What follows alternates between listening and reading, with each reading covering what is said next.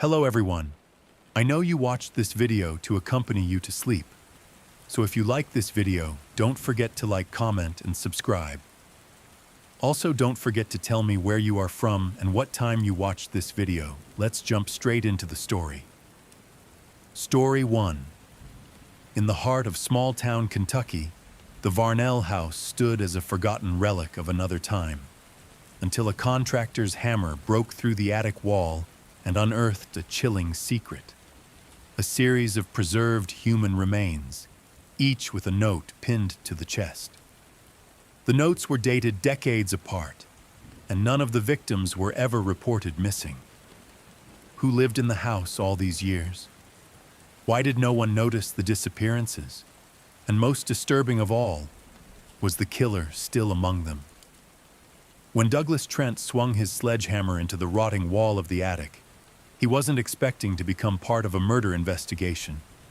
He was just a contractor, hired to restore the old Varnell house in eastern Kentucky. The job was simple: tear down what was beyond repair, reinforce the structure, and get it ready for a young couple who planned to turn the historic property into a bed and breakfast. The house sat at the end of a gravel road just outside the town of Whitley, nestled between a dense patch of woodland and the remnants of what used to be tobacco fields. It had been empty for nearly 6 years, ever since its last known resident, Helen Varnell, a reclusive widow, died in her sleep. She had no children, and distant relatives in Georgia sold the property quickly and cheaply, eager to wash their hands of it.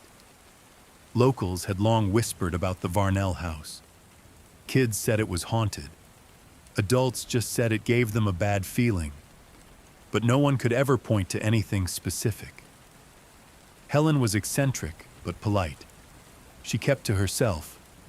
No one ever heard screams or saw anything out of the ordinary. Still, people avoided the place. That morning, Douglas had arrived early, sipping stale gas station coffee, ready to get a head start before his crew showed up. The attic was stuffy and full of dust. Old furniture, stacks of yellowed newspapers, and antique boxes crowded the space. But what caught his eye was a section of wall that didn't quite match the rest. The wood was newer, and the nails didn't show the same rust as the rest of the boards. Curious, he grabbed his hammer and started pulling it apart. The smell hit him first. It wasn't the sharp, sour scent of something freshly dead. It was dry, powdery, and ancient. Like a sealed crypt opened for the first time in decades. Behind the false wall was a cavity, maybe 4 feet deep, like a crude coffin built into the structure itself. Inside was a skeleton. At first, Douglas thought it might be a Halloween prank, but then he saw the note pinned to the ribcage. It was yellowed with age, the ink faded but still legible. Forgive me. She knew too much. March 8th, 1977. Douglas stumbled back, heart racing. He pulled out his phone with shaking hands and called 911. Within hours, the property was crawling with law enforcement. Crime scene tape went up. Forensic teams in white suits picked through the attic, careful not to disturb the surrounding structure. What they found was worse than anyone expected. 3 more cavities, identical in design, hidden in different parts of the attic wall. 3 more skeletons, each with a handwritten note, each dated years apart. October 2nd, 1985. He threatened to tell. I couldn't let that happen. June 13th, 1993. I loved her. She betrayed me. April 27th, 2002. He came looking. I stopped him. The names of the victims were nowhere to be found. No IDs, no personal belongings. Nothing to even suggest who they were. Just the bones and the notes. Detective Loretta Mendez, a 20-year veteran of the Whitley County Sheriff's Department, took one look at the scene and knew she was in over her head. She'd worked murders, sure, but never something like this. never bodies spanning decades, hidden in a house that had been legally owned and occupied the entire time. She ordered a full forensic analysis and reached out to the FBI within 24 hours. The media frenzy followed soon after. Reporters camped outside the property. News vans blocked the narrow country road. Everyone wanted to know who the victims were, who put them there, and how no one noticed until now. But as investigators dug into the history of the Varnell house, the mystery only deepened. Helen Varnell had lived in the house alone since 1969, after her husband Harold died of a heart attack. Before that, the property belonged to Harold's parents, who'd built the original structure in the 1920s. The Varnell family had occupied the home for nearly 80 years, but none of the family's known history gave any clue to the horrors within its walls. Helen's obituary painted her as a quiet, kind woman. She had no criminal record, no complaints from neighbors, no signs of mental illness or violent behavior. She was a Sunday school teacher, for God's sake. So how did 4 people end up entombed in her attic? And what did the notes mean? Detective Mendez started at the beginning. With the first dated note from 1977, she combed through missing persons reports from the region, hoping something might align. But nothing in that year, or even the surrounding 2 years, seemed to match the skeleton's likely age, gender, or height, based on preliminary forensic estimates. Then came a breakthrough. The DNA lab identified one of the victims. The remains associated with the 1993 note belonged to a woman named Carrie Lynn Booker, age 32 at the time she went missing. She had been a traveling insurance agent from Indiana, reported missing after she failed to check into her hotel in Knoxville during a routine sales trip. No one ever suspected foul play. Her car had been found abandoned at a rest stop off I-75. Police assumed she was a victim of robbery or wandered off in distress. Her case had gone cold in less than a year. But now, 30 years later, she'd been found. Buried in the attic of a Kentucky home she had no known connection to. The investigation shifted immediately. Detectives began examining missing persons cases from nearby states, stretching the search radius out to 300 miles in every direction. Still, the deeper they looked, the stranger it got. None of the other 3 victims were ever reported missing. No DNA matches, no dental records. It was as if they'd never existed. Ghosts entombed by someone who wanted them to disappear forever. And someone who left behind strange confessional notes, as if the killer felt guilt, or perhaps wanted to be caught. Detective Mendez made a decision. She would build a timeline of everyone who had ever lived in or visited the Varnell house. She started with property records, tracing them back to the original owners. Then she moved to utility bills, letters, school enrollment records, even church directories. Anything to track who came and went. But one name kept showing up in unexpected places. Wallace Griggs. He wasn't a family member, not officially, but he appeared in letters addressed to Helen in the 70s, and on a work invoice dated 1985 for general handyman services, the same year as the second victim's death note. Mendez pulled his background. Wallace Griggs was a drifter. Born in Virginia, moved through Tennessee, Kentucky, and Ohio over the years. No permanent address, no known children or spouse. But he did serve a brief stint in county jail in 1992 for trespassing on a private property just 10 miles from the Varnell house. When detectives tried to find him, they discovered he died in 2003, just a year after the final victim's estimated date of death. Did Wallace Griggs live in the house with Helen? Was he a boarder, a secret lover, or something darker, an accomplice, or the killer himself? The only person who might have known the truth was Helen Varnell, and she'd been dead for years, or so they thought. A neighbor came forward, claiming she'd seen Helen just 2 years ago, long after her supposed death. "I swear on my mother's grave," said Nancy Boland, who lived across the woods. "It was her. She was standing in the upstairs window, just staring out." The death certificate said Helen Varnell passed away in 2018, but Nancy swore she saw her in 2023, which raised a terrifying possibility. Was Helen still alive? And if so, where was she now? When Nancy Boland came forward with her sighting of Helen Varnell, no one took her seriously at first. After all, Helen had a death certificate. She'd been declared dead at age 84, and her body had been cremated, with the ashes supposedly mailed to a cousin in Georgia. But Nancy was insistent. "I know what I saw," she repeated to Detective Mendez, her wrinkled hands gripping the edge of the station desk.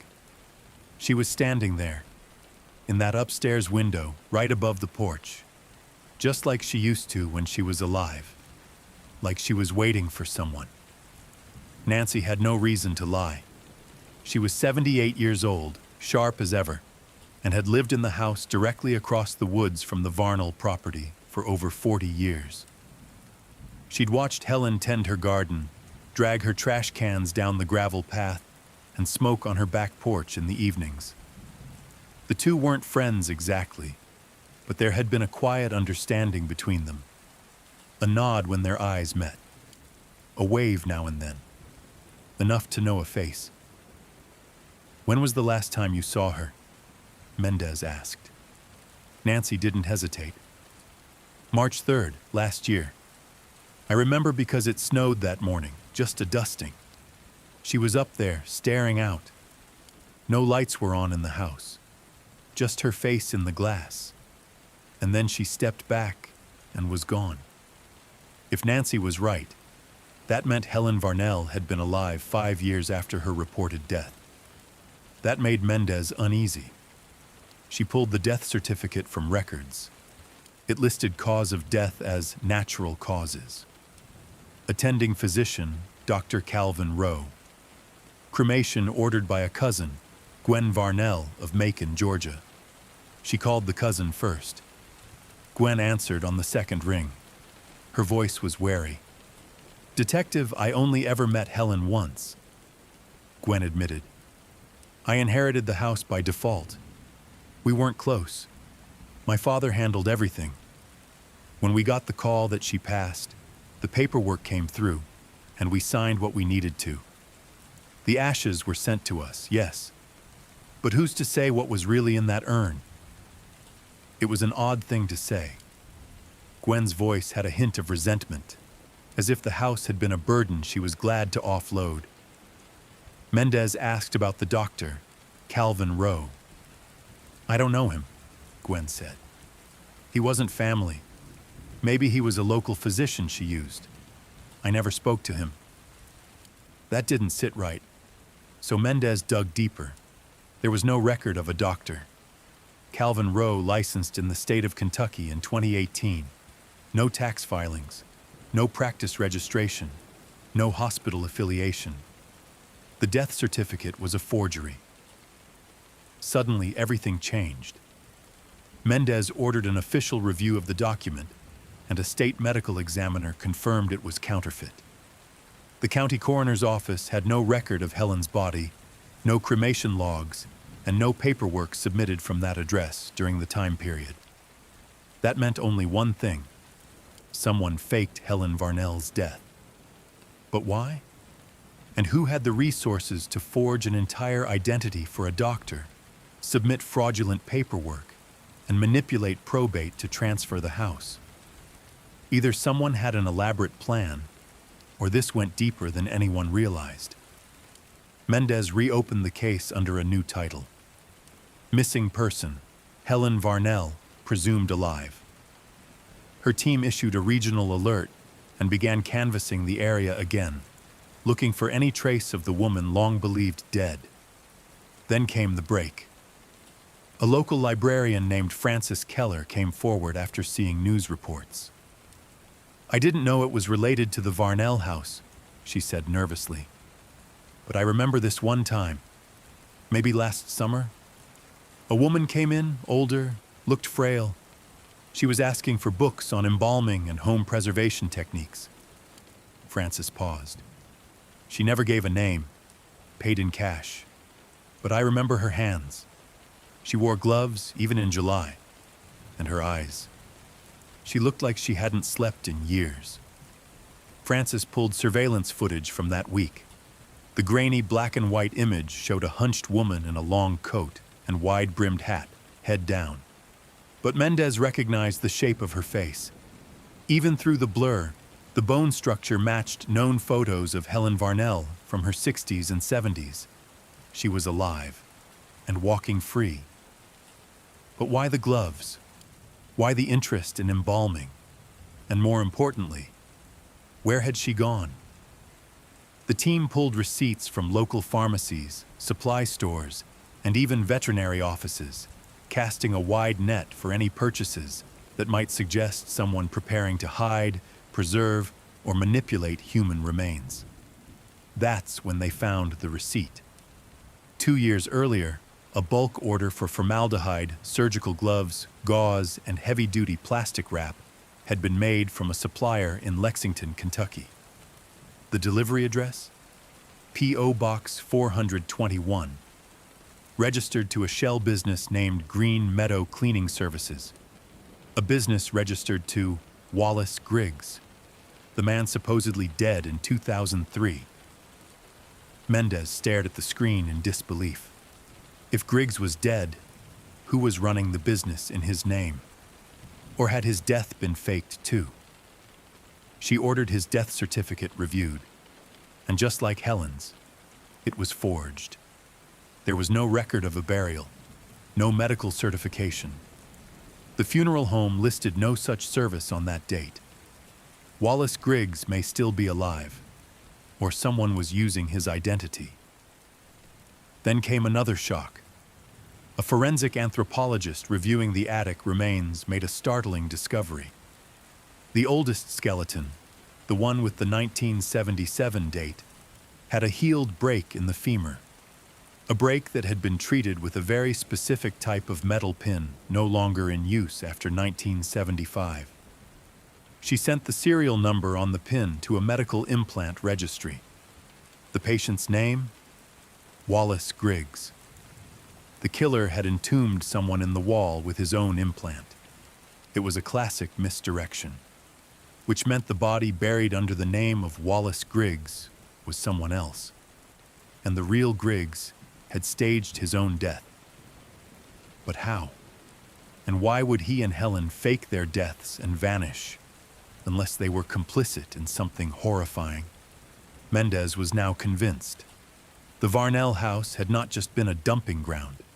It had been a carefully managed graveyard, curated over decades by two people who had mastered the art of living in plain sight, while hiding unspeakable secrets.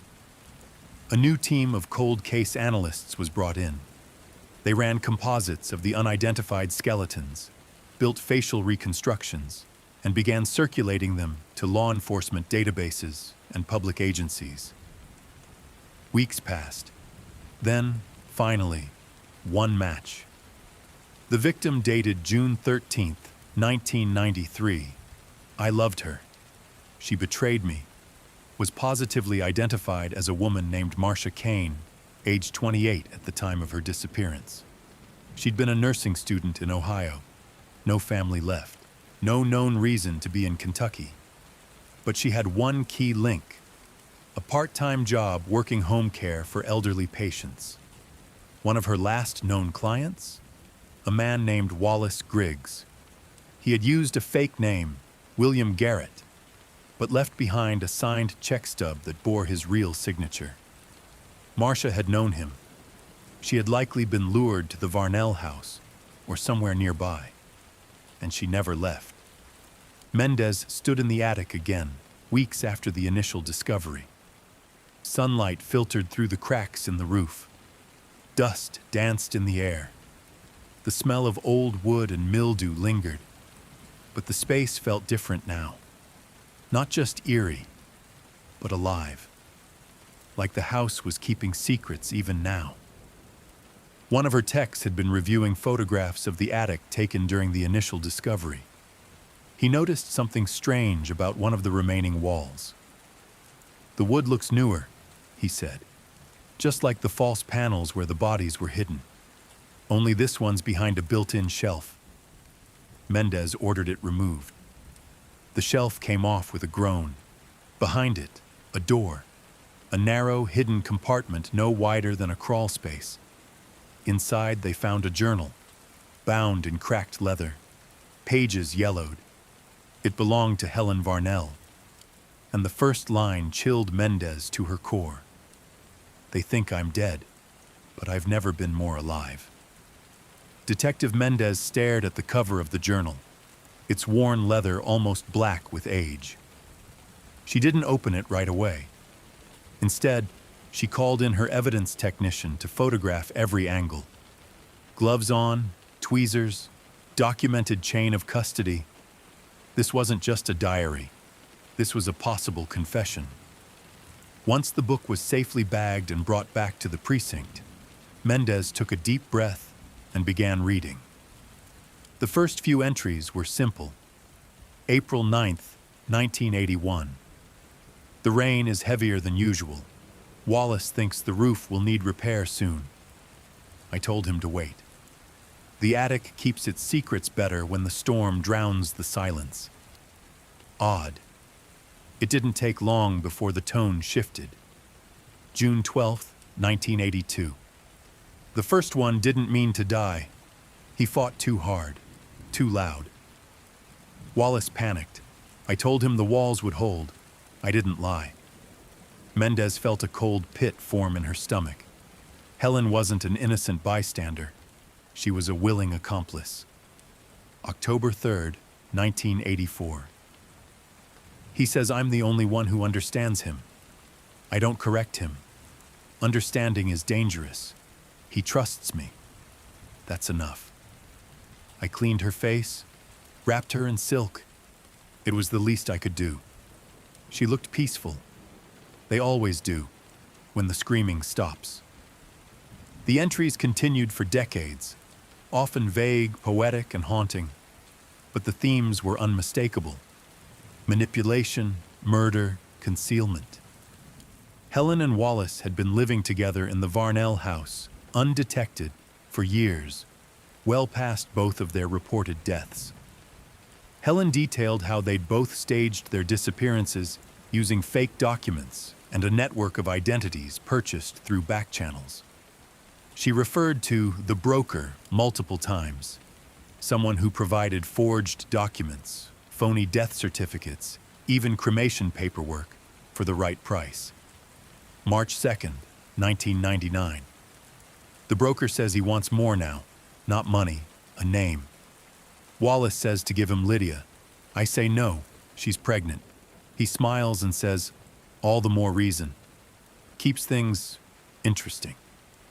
We compromised. The drifter got the wine. Lydia leaves tomorrow. I'll send a warning. It was too late for Lydia, if she ever got out. The journal mentioned at least 14 victims by name or description. Several entries used only initials or nicknames. The sailor, baby teeth, the screamer. But others were more detailed, like the man in 1987, August 5th, 1987. He knocked on the door during dinner, said he needed gas. Wallace invited him in, said he'd help. I tried to stop him. The boy couldn't have been more than 17. He cried so much. It's worse when they cry like that.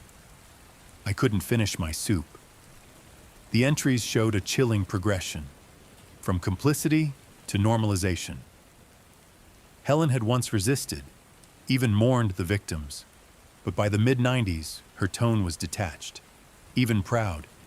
May 14th, 1996. 6 now. 3 in the crawl space, 2 in the attic. 1 somewhere else. Wallace says I'm good at remembering. I told him I was a nurse once. He laughed. You still are, he said. You help people pass. One passage stunned the team. December 9th, 2003. I told the world Wallace was dead. He liked the idea. Make me a ghost, he said. Let me haunt them. The funeral was quiet. No casket, no mourners, just me and the paper. The broker filed the certificate. Now it's just me and the house and the breathing in the walls. If Helen faked Wallace's death in 2003, but continued referencing him afterward, that meant he had remained in the house, even after his death. Some entries hinted at conflict. June 7th, 2011. He's growing reckless. Left blood on the stairwell. The freezer shorted out, had to burn the sheets. He blames me. Says I'm slipping. Says it's time to find a replacement. I laughed too loud. He didn't like that. One entry made Mendez's skin crawl. October 19th, 2013. The girl from the university is sweet. She plays piano. Wallace says she reminds him of someone. I asked who. He said, doesn't matter. She won't be here long. I told her to leave. She didn't listen. A quick call to the nearby university's missing persons database turned up a possible match. Angela Reed, age 22, vanished in October 2013. Music student. Last seen attending an off-campus recital near Route 52. No leads had ever panned out, until now. Angela's face was reconstructed from the remains in the attic. It was her. Helen had tried to warn her, but failed. As the journal progressed toward the late 2000s and 10s, the entries grew less frequent, but more erratic. Spiraling thoughts, fragmented sentences, paranoia. January 3rd, 2016. The bones whisper at night. He talks to them. I don't sleep anymore. July 21st, 2017. They asked about the smell. I said raccoons. They asked again. I said it louder. March 3rd, 2018. The neighbor saw me. She knows. I shouldn't have stood by the window. But the sunset looked like fire. That last line matched the exact date Nancy Boland had claimed to see Helen in the window. It wasn't a hallucination. Helen had been alive, hiding in plain sight. And just like that, after that entry, the journal stopped. No April, no May, nothing after March 2018. So what happened next? For all Mendez knew, Helen might still be in the house, hiding, or she'd fled, disappeared again, maybe even died, finally, for real this time. The attic was fully re-inspected. The crawl spaces, basement, walls, all cleared. No signs of recent activity, until one of the forensic techs pulled Mendez aside. We missed something, he said. There's a storm drain behind the house, covered in moss and branches, leads out to the ravine. They cleared it. A narrow concrete tunnel ran under the yard, hidden for decades, tall enough for a person to crawl through, maybe even walk if they ducked. Footprints, old but visible. And further down the pipe, wedged in a metal grate, was something worse. A shoe. Size 6 women's loafer. Traces of blood. A DNA test confirmed it belonged to Helen Varnell, but there was no body, no trail beyond that point. Just the slow, muddy creek and silence. Had she died there? Escaped? Or staged her vanishing act all over again? Mendez stood at the edge of the ravine and stared down. Somewhere out there, a woman who had helped murder over a dozen people, maybe more, was either dead or living under a new name. But the next discovery would cast the entire case in a more terrifying light. While reviewing the journal again, a sharp-eyed analyst noticed something. Patterns.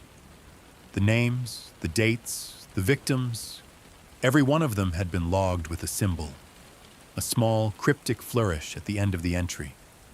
Most were just dots, X's, or small crosses, but occasionally one symbol repeated.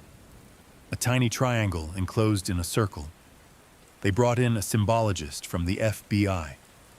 His verdict? That's an esoteric marker, tied to an old Appalachian ritual sect, the Third Gate, thought to be extinct. It wasn't just two murderers in an old house. It was something deeper, a pattern, a doctrine, a ritual. And the Varnell house may have only been one chapter in a much bigger story. The discovery of the triangle and circle symbol shifted everything. Detective Mendez, hardened by years of grim cases, suddenly found herself consulting with anthropologists, folklorists, and federal analysts. What had started as a local cold case with human remains and a hidden journal now appeared to have ties to something older, stranger, and possibly far-reaching. The term Third Gate surfaced repeatedly in Helen's entries, but it was subtle, never directly explained. She referred to Wallace's ascension after the second gate and made cryptic notes like, February 22nd, 1993. He says the third gate requires sacrifice. I ask, of who? He smiles. Whoever resists. I didn't ask again. Mendez brought in Dr. Felix Horn, an expert in obscure American occult groups. He arrived in Dalton wearing a linen vest and wire-rimmed glasses, carrying a box of old Appalachian texts and journals. I'll be frank, Horn said, flipping through Helen's journal with a gloved hand. This triangle and circle motif dates back at least to the 19th century in this region. It was tied to a breakaway sect of a larger apocalyptic group known as the Church of the Atoned Flame. Mendez had never heard of it. Most haven't, Horn replied. They were never large, never formal. Think of them as spiritual scavengers, taking scraps of Christianity, folk magic, and doomsday prophecy, and mixing them into something uniquely grotesque. According to Horn, the gates were stages of spiritual purification through death. Not metaphorical death, literal. First gate, the shedding of the past, symbolized by fire. Second gate, the silencing of the self, achieved through the taking of another life. Third gate, the awakening, achieved by surviving the taking of many lives. It's a serial killer's theology, Horn explained, but it provided justification, ritualized structure, to what Wallace and Helen were doing. And then he said something that made Mendez's blood run cold. This isn't an isolated case. I've seen the symbol before. Once, 10 years ago, South Carolina, a cabin fire, 5 bodies, never solved. Mendez asked for details. The similarities were too close. A remote house, murders hidden by fire. The attic had been sealed off, a triangle and circle symbol etched into a support beam. No survivors, no suspects. Horn continued. I believe Wallace wasn't the originator. He was a disciple, maybe even a gatekeeper in their terms. The Varnell house was just one temple in a much older, darker network. It sounded insane, until they searched further. The FBI's Obscure Crimes Unit compiled 3 other unsolved cases across the Southeast, with overlapping details. 1978, Knoxville, Tennessee. 6 bodies found in an abandoned sanitarium. Triangle and circle painted in blood on the floor. 1985, Black Mountain, North Carolina. A missing family. Home left untouched except for strange carvings in the basement. 1997, Henderson, Georgia. A preacher vanished. His church burned. Found inside were bones. None his. The thread? Silence, obscurity, and the symbol. Each time someone disappeared, someone else died, and someone else inherited the darkness. In Helen's journal, there was one final reference that mattered. April 4th, 2018. The voice said, "It's time. The third gate is near." I asked who speaks. He said, "The Hollow Father." Wallace never called him that before. Something's changed. I'm afraid. It was the last written line before silence. No signature, no date stamp, just a smudged mark at the bottom, a triangle incomplete. Mendez didn't know what it meant, but she wasn't ready to dive into cult theories yet. She focused on hard facts. A new team was dispatched to comb through Varnell House again, this time specifically searching for symbols, altars, markings, anything religious or ritualistic. They found it in the basement. Behind a false wall in what had once been a coal room was a hollow space. Inside, an old wooden chair, rotted with age. Dozens of bones, arranged in concentric circles. The symbol carved into the concrete. A mirror, shattered. But strangest of all, taped to the back of the wall was a Polaroid photograph. Mendez stared at it under the forensic lights. Two people. Wallace Varnell, older, beard-grown, gaunt, pale, and beside him, a younger man, smiling. No name, no note. But the back of the photo was dated 2016. That meant Wallace had not only survived past his faked death in 2003, he had taken on a successor. Was this the Hollow Father, or someone else? Was he passing on the doctrine? Mendez issued a BOLO on the unknown man in the photo, but there were no hits. Then something chilling happened. A call came in from nearby Murray County. A woman, terrified, claiming her sister was missing, and the last place she went was to a property she was photographing for a historic registry. An old homestead, about 20 miles from the Varnell house. She sent a photo from her sister's phone. Mendez nearly dropped it. Etched into the front door frame, almost hidden in vines and dirt. The triangle in a circle. Another house, another shrine, another gate. The new location was a 2-story farmhouse at the end of a rural road near Crandall, Georgia. It had been empty for years, or so the locals believed. The land was overgrown, the mailbox caved in, and kudzu covered most of the porch. From a distance, it looked like the woods were trying to reclaim it. Detective Mendez arrived on site with a full team. The missing woman, Rachel Givens, 28, had last been seen photographing abandoned historical properties for a nonprofit preservation group. She was experienced, cautious, and never entered alone. But this time, her sister said, she was rushed. The house had been left off the historical registry due to unconfirmed folklore and owner resistance. In other words, it had a bad reputation, and no one wanted to touch it. Rachel had gone inside anyway. The team breached the house cautiously, announcing their presence. No immediate signs of movement. The first floor smelled like mildew and rot, but unlike the Varnell house, this place felt lived in. Recent food wrappers, bottles of water, blankets in a corner. Someone had been staying here. As the team moved deeper, they reached the basement door. It was nailed shut from the outside. Mendez signaled to pry it open. The stairs creaked with every step. The air turned colder. At the bottom of the staircase was a cement-floored basement, no larger than a garage. Flickering sunlight seeped through a broken window, and in the center of the room, an altar. 3 items rested on it: a glass jar filled with teeth, a melted black candle still faintly warm, a notebook. They collected everything. In the corner, beneath a pile of dirty linens, they found a small pool of dried blood. DNA later confirmed it belonged to Rachel Givens, but Rachel was not there. No body. No sign of where she'd gone. Just a message, written on the basement wall in black paint. The third gate is not a place. It's a choice. Mendez opened the notebook. The writing was jagged, manic, rambling about cleansing and the silence between screams. But one phrase kept repeating, "I was chosen." I watched the father rise. Then, a drawing.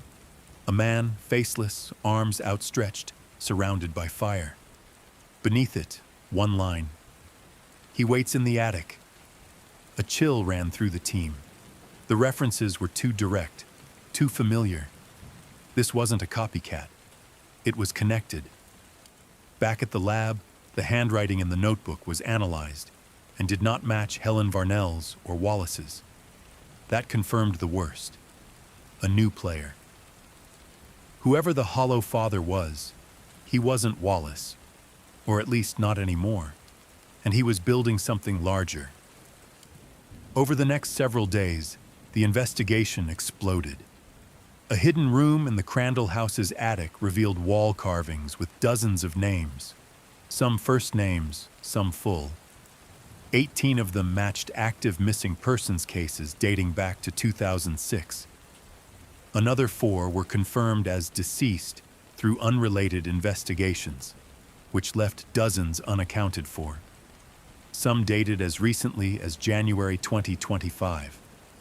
This cult, or whatever it was not only alive, it was growing. The FBI launched a regional task force, and in doing so, they uncovered a disturbing trend. Several properties across the southeastern U.S. had been purchased over the last decade under shell corporations with similar names. Hollow Holdings, LLC, Third Gate Properties, Ebon Path Realty. They were buying old homes, remote places, abandoned inns, defunct churches. All of them fell under a network of false owners, traceable eventually to a single man, Raymond Cole. Age, unknown. Possibly late 30s. No criminal record, no official employment, a shadow. And then one day, Raymond Cole appeared, on camera. A security cam caught him leaving a hardware store in Rome, Georgia. Clean cut, calm, wearing a navy jacket and jeans. He purchased duct tape, bleach, gloves, and rope, and paid in cash. When the store owner later reviewed the footage, he noticed something odd. As Cole left the store, he looked directly at the camera and smiled. No attempt to hide, no fear, as if he knew someone would be watching. The FBI traced Cole to a small warehouse 15 miles away. By the time agents arrived, it had been cleared out. Except for one thing, a box. Inside it, a photo. Helen Varnell. Alive. Older, thinner, but unmistakably her. The image had been taken from a distance. She was walking through a farmer's market. No location listed. No date. Just scrawled on the back, Mother of the Gate. Mendez was stunned. Helen hadn't fled. She hadn't died. She was part of it now. Or worse, she had always been. What if she hadn't been manipulated by Wallace? What if she'd created Wallace? That theory got darker when they found a second journal, at the bottom of the box. Helen's. A continuation. June 14th, 2020. I miss the attic, it whispered. Raymond is stronger than Wallace. Less mercy, more fire. He says we were meant to break the world, piece by piece, house by house. The third gate is ready. We will open it soon. That same week, a 911 call came into dispatch. A young boy's voice, frantic. There's a man in the woods. My sister's gone. There's a church. It's burning. He's watching it burn. The call dropped before it could be traced fully. But for a moment, in the background, a voice was captured faintly. Older, male, whispering. Analysts enhanced the audio. One line was clear: the gate is open. Step inside. The fire at the church in Walker County burned fast and hot. Arson investigators later said the accelerant was commercial grade. It had been abandoned for years, yet on the night it went up in flames, Several nearby residents reported seeing a procession of figures in robes walking toward the building in silence. None of them came out. When first responders arrived, the building had collapsed in on itself. Charred wood, melted pews, a scorched metal cross fused to the floor. No bodies found. But inside the ash near what would have been the pulpit, the fire department found something bizarre. A sealed door. It wasn't part of the original church. It had been installed into the floor, metal bolted from below. When pried open, they found a narrow staircase descending into earth. The air that flowed out was damp and stale. The space below wasn't on any blueprint. Detective Mendez was called to the scene. What lay beneath the church wasn't just a basement. It was a bunker. Concrete walls, industrial vents, several rooms. In one, rows of empty beds. In another, a projector and screen. The final room, locked with chains, contained walls covered with drawings. Children's drawings. Each had the same symbol repeated again and again. Triangle within a circle. Sometimes drawn in crayon, sometimes painted. One terrifying image showed a figure in black robes holding hands with children under a burning sky, and written below it, in careful block letters, "He feeds the fire so the silence can speak." This wasn't just a cult site, it was a recruitment facility. At least 3 sets of child-sized shoes were found in the room. They were never matched to missing persons. The FBI's Child Exploitation Task Force became involved. Every photo, every fiber, every scratch mark on the walls was cataloged. There were no fingerprints, no security footage, but the layout suggested the place had been in use recently, until the fire. That's when they got a break. A name etched into one of the bed frames. Eliza V. At first it seemed like another untraceable pseudonym, but a data analyst cross-referenced the name with Foster system records. Eliza Varnell, age 11, listed as deceased. Died in 2003 fire at the Varnell house. But there was no birth certificate, no medical records, and no grave. Mendez called Dr. Horn back in. When she showed him the name, his face turned pale.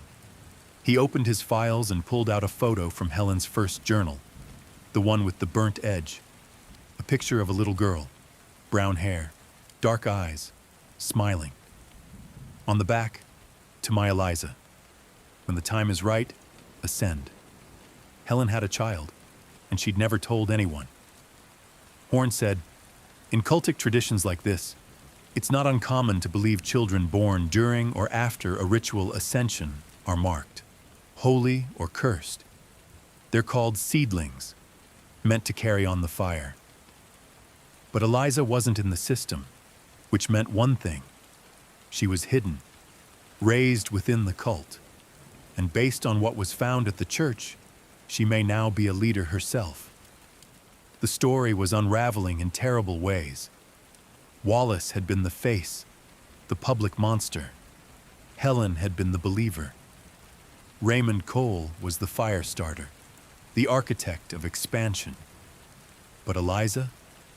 She was born into the silence and might be shaping its future. The notebook recovered from the Walker County site had only one legible page, scorched around the edges. It appeared to be a child's handwriting, but mature beyond its years. "They speak from the attic. They say the world outside is broken.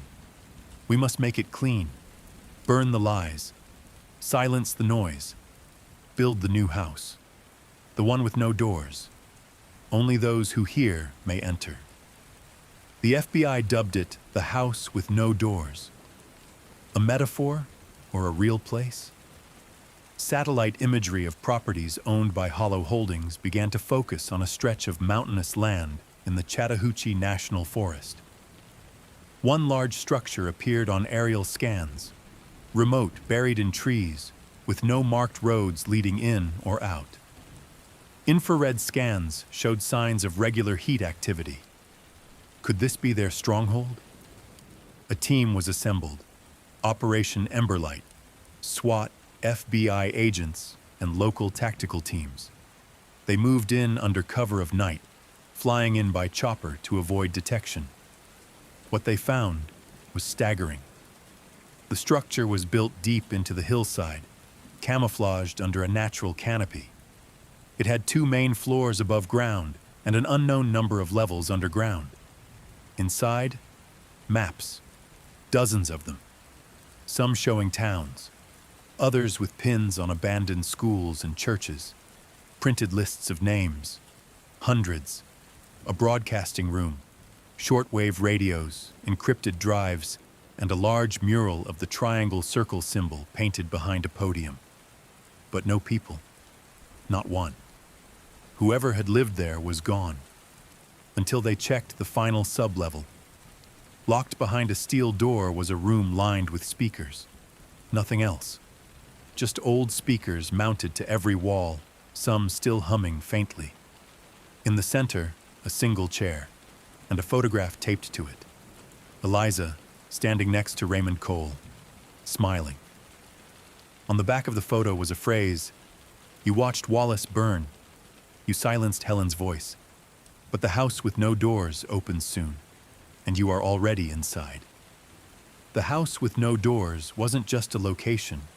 It was a concept, woven deeply into the beliefs of the cult.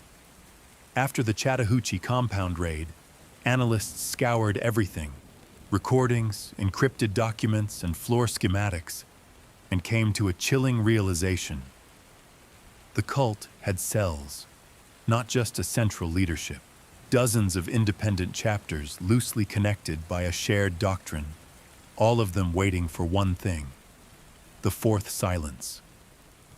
No one knew exactly what that meant. The phrase had appeared before, in Helen's second journal, in wall etchings, and in the children's drawings.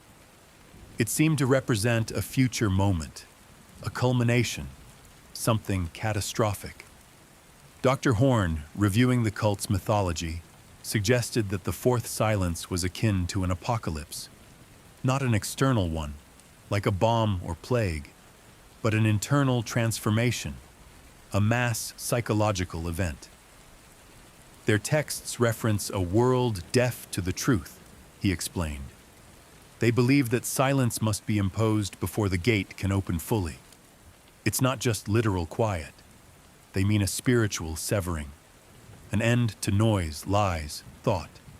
Only submission remains. In short, a complete loss of individual will. While the cult's philosophy was cryptic, its actions were growing bold.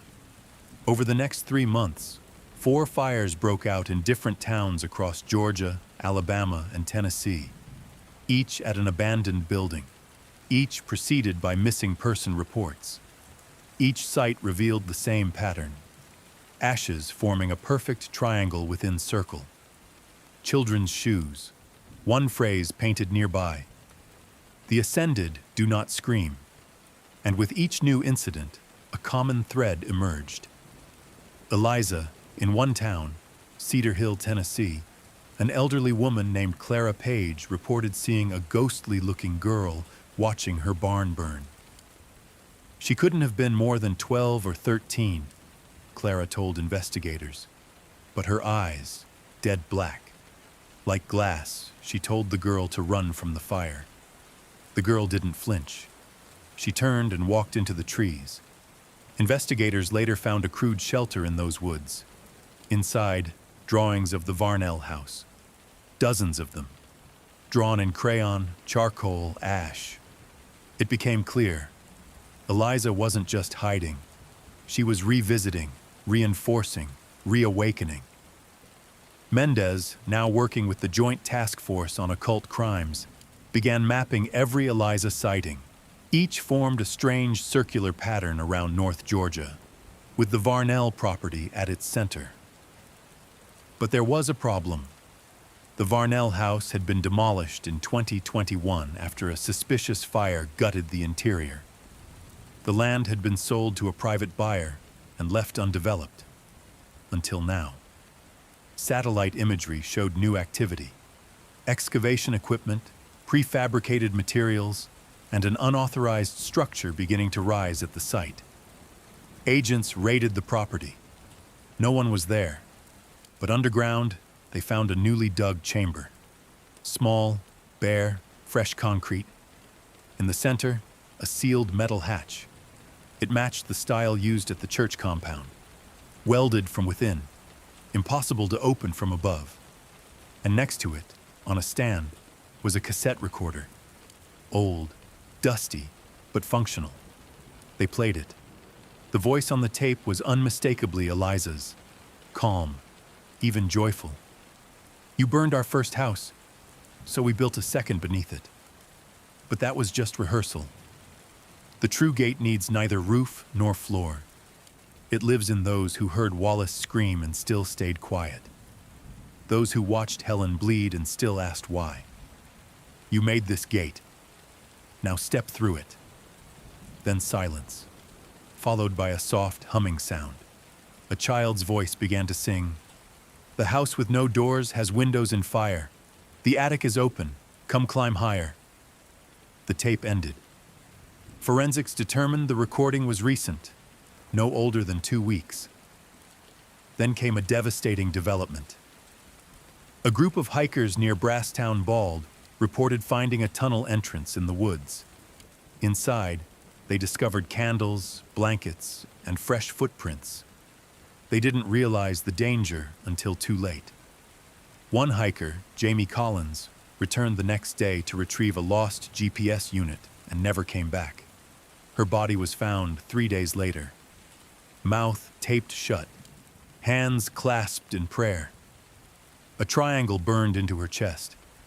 The site had been turned into a temporary altar.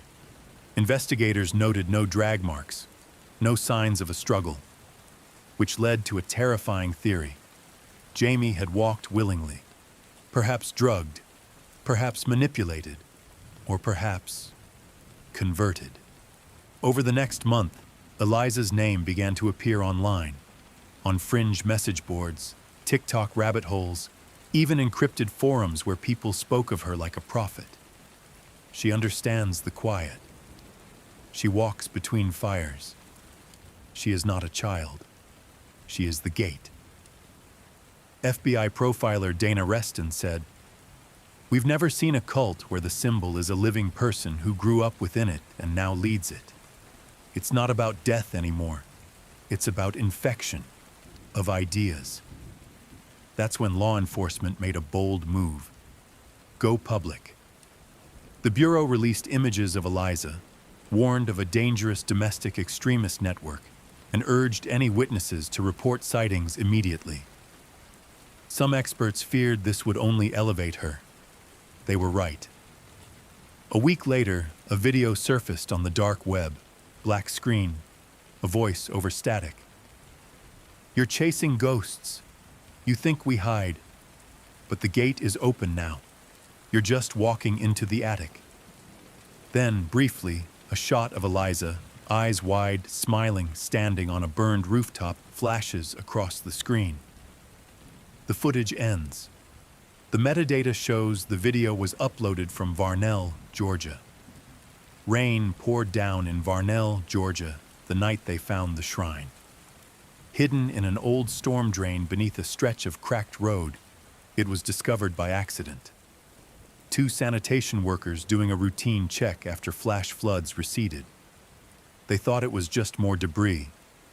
What they uncovered would launch the most intense phase of the investigation yet. The drain had been converted. Candles lined the walls, wax dripping onto rusted metal. Rotted children's toys, stuffed animals, broken dolls, were stacked in a makeshift altar around a scorched wooden box. And on the ceiling above the altar, written in ash and what appeared to be dried blood, "The gate is not a place. The gate is not a sound. The gate is what remains when silence is all around." Inside the box was a photo of Helen Varnell, bound and gagged mid-ritual, presumably taken during her final days. It had been altered, her eyes blacked out, and a triangle carved into her forehead. Pinned to it, a lock of hair. DNA confirmed it matched Eliza Varnell. It was a chilling act of symbolic separation.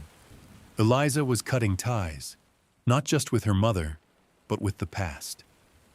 She was moving into something new, something entirely her own. But what was it? Back at the FBI's Behavioral Analysis Unit, profiler Dana Reston analyzed months' worth of cult materials, journals, graffiti, recorded chants, and concluded that Eliza had evolved the belief system into something more virulent. She was no longer interested in hiding in attics or beneath churches. She wanted penetration into schools, cities, homes. Her doctrine, now called the Silence Doctrine, was spreading not just by fire or blood, but through language, phrases, songs, even children's games. One disturbing discovery was a jump rope rhyme overheard on a Georgia playground. 1 for the fire, 2 for the scream, 3 never wake, 4 starts the dream. The teacher who overheard it questioned the children. They claimed they learned it from a quiet girl with glassy eyes. Surveillance footage showed nothing. No stranger, no outsider. She had vanished, if she was ever there at all. At the same time, incidents across 3 states began surfacing. Teenagers disappearing. Church basements found with blood sigils. A podcaster in South Carolina received a voicemail of whispered chanting, followed by his own voice repeating, "I'm ready to ascend." He never made the call. The voice pattern was analyzed. The whisper was Eliza's.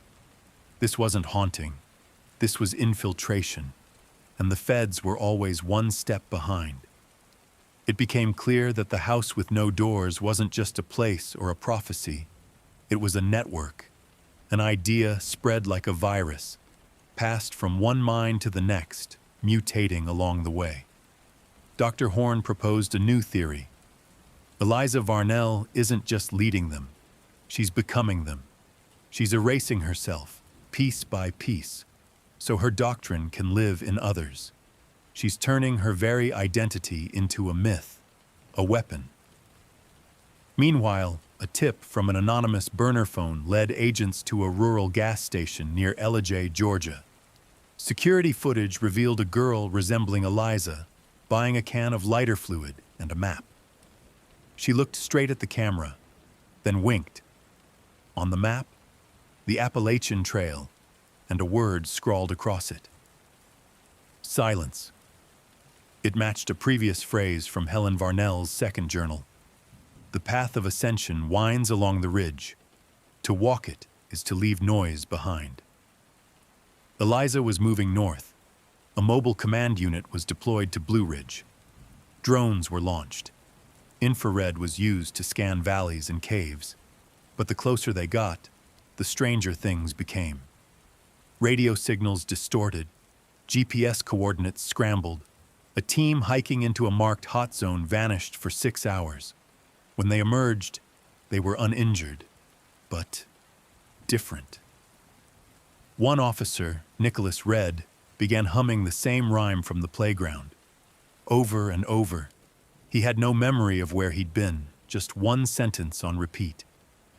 "We're already through the gate." His vitals were stable. His blood work showed no drugs, but he refused to speak. He just smiled.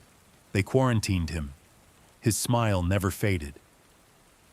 That night, 4 more people across 3 counties were reported missing. In each case, family members claimed the person left in silence.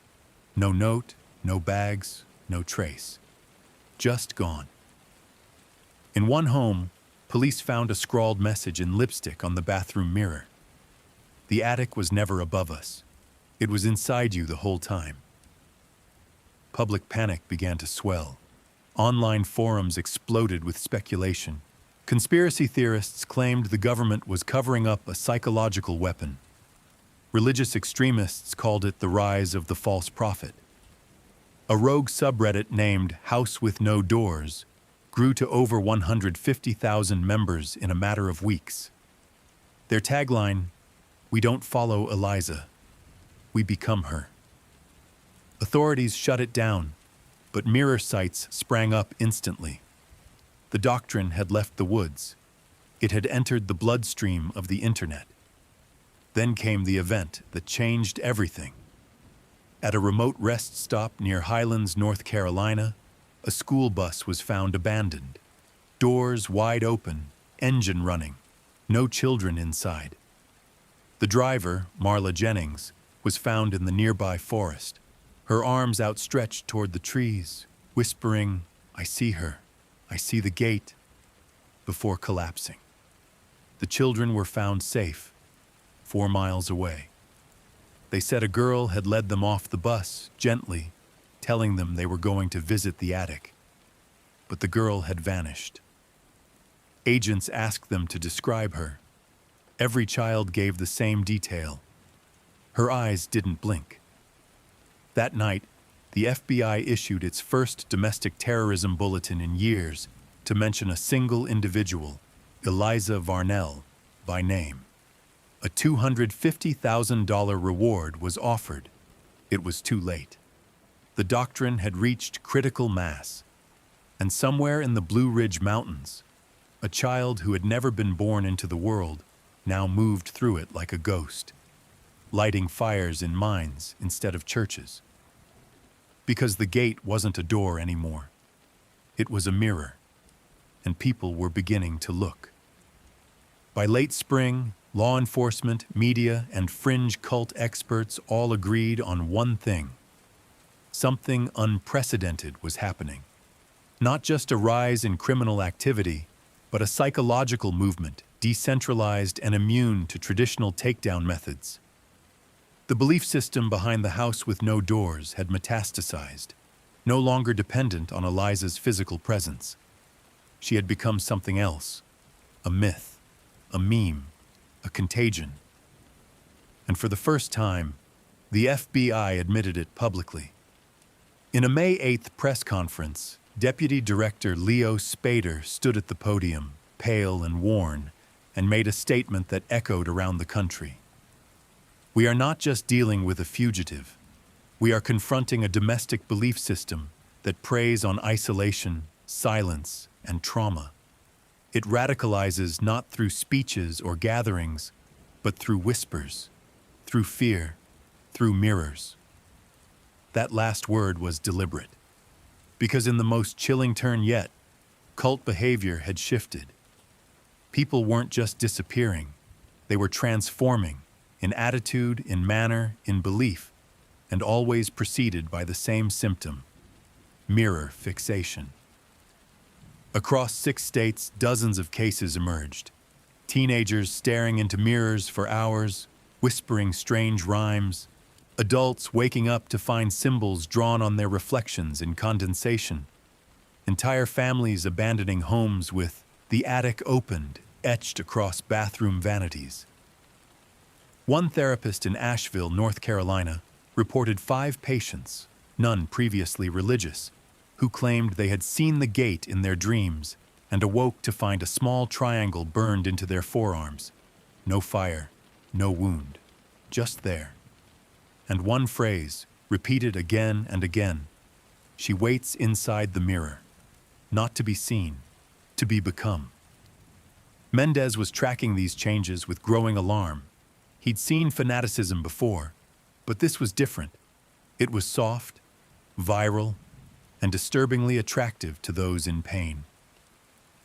"The cult used to pull people in with fear," he said.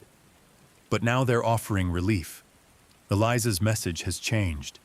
She's promising something quieter than peace: erasure." People who felt overlooked, unheard, or unloved were now walking toward her willingly, not as victims, but as volunteers. One of the most telling cases was Lisa Harmon, a 38-year-old nurse from Macon, Georgia. A dedicated mother of 2. No mental health history, no criminal record. She disappeared on April 19th.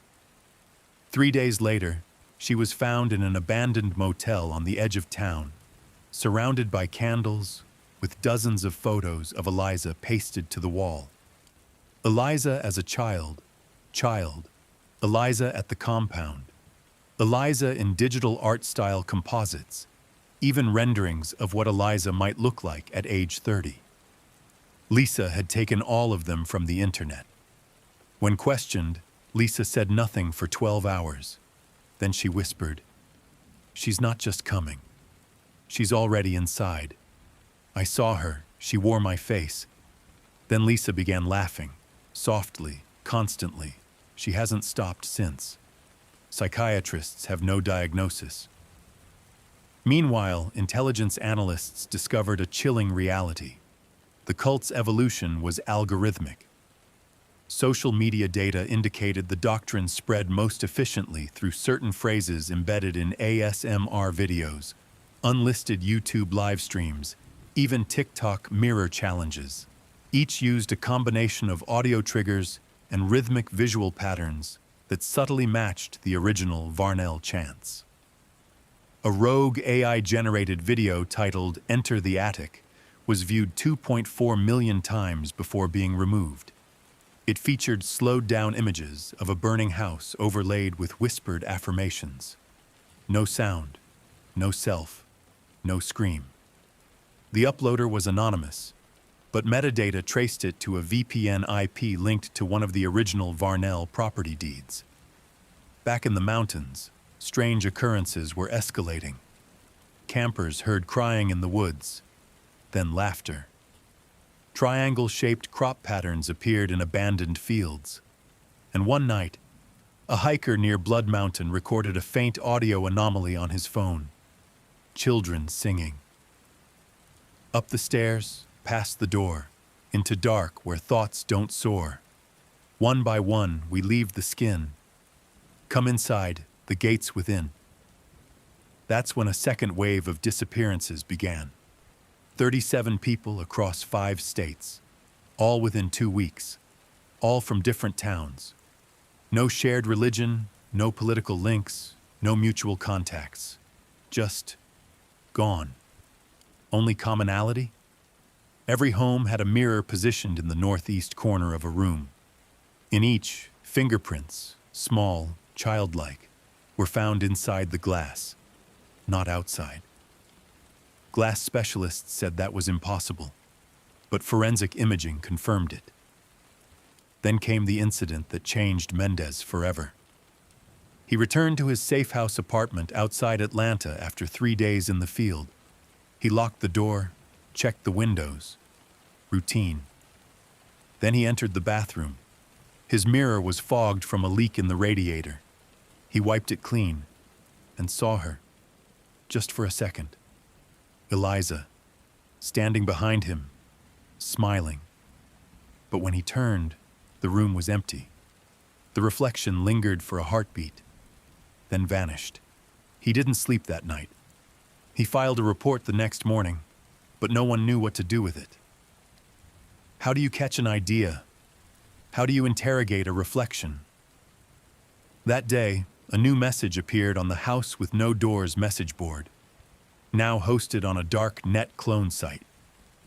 The gate isn't something you open, it's something you notice, too late.